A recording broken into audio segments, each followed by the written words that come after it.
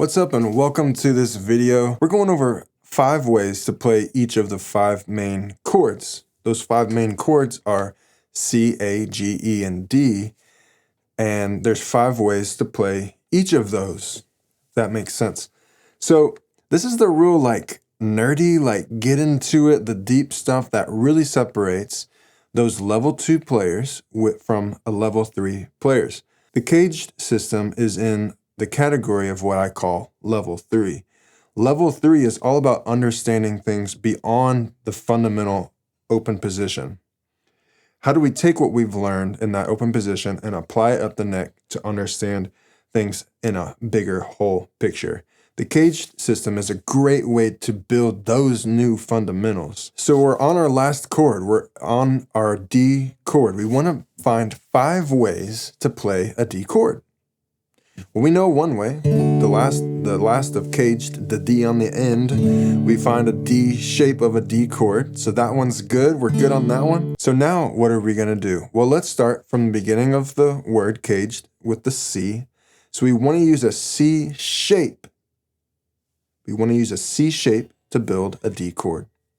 So we want to find the D note on the second string. Why? Because we need a bass note, a fundamental note, to build our shape from. So we need to find a D note on this string. If we can find the D note, we'll have our note to build our shapes from. Let's see, we have these notes memorized. G, A, B, C, D. Boom, there's that D note. So we're trying to build a D chord from there using a C shape. All right, so let's build a C shape chord on that note. Well, it would go something like that. We've got these open strings that need to go with it.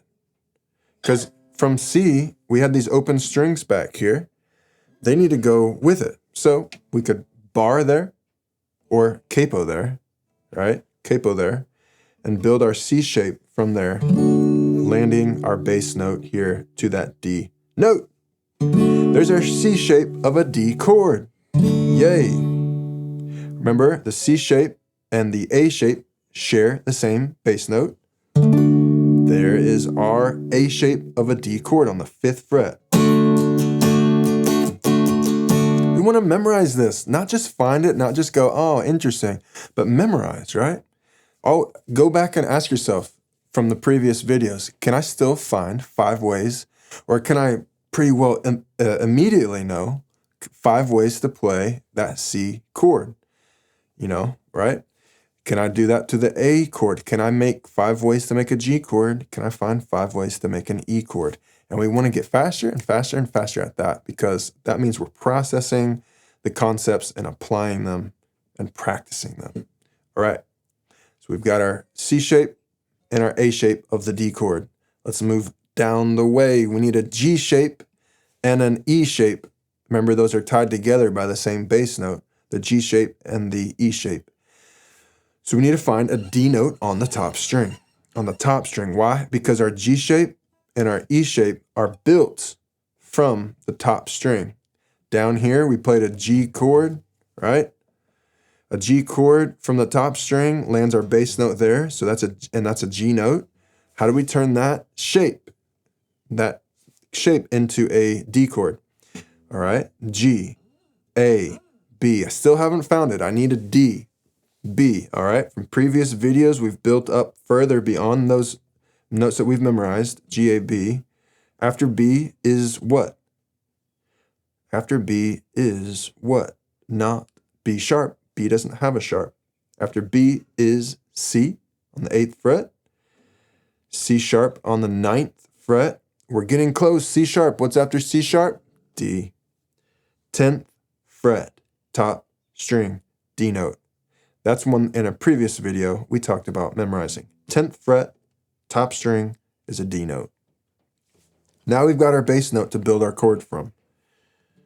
All right, I need to land my G shape there on that note so I can play a G chord.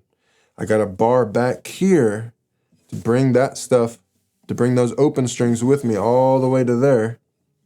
There's my G shape of a D chord. Because that's a D note. G shape, D chord.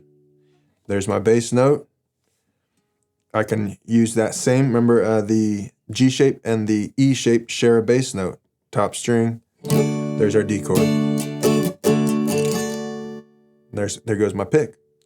And there goes the end of the video. That's all 5 chords. We find 5 ways to make all 5 of those chords. So I hope you're getting stuff from this. We're going to keep on going. There's so much to continue to explore, to think about, to apply, and to then practice. So we're going to keep building this series. We could build 100 videos on this. And what it is, again, is just other ways of thinking about these concepts, practicing them, applying them, and different angles of approaching this, okay? So that was one way to approach it. Well, I hope you're having fun and enjoying these videos. My name is Jacob Paul with Inside Out Online, and I'm going to see you on that next video. We're going to keep going with this. See you there.